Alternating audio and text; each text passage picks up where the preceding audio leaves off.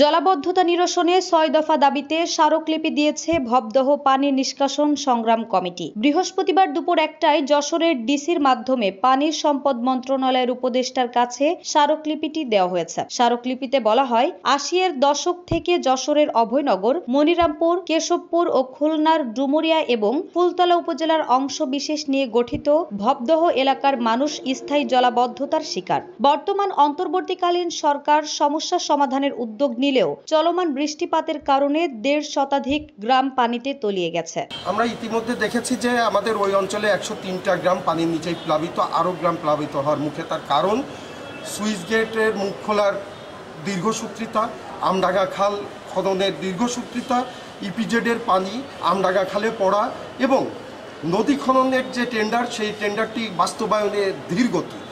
প্রধানত সিদ্ধান্তগুলো ধীরগতি হওয়ার কারণে সিদ্ধান্ত বাস্তবায়ন হচ্ছে না এবং আমাদের সেই জলাবদ্ধতার ভিতরে এখনও আমরা আছি। আমরা এই প্রকল্পগুলো দ্রুততার সাথে বাস্তবায়নের কথা বলছি।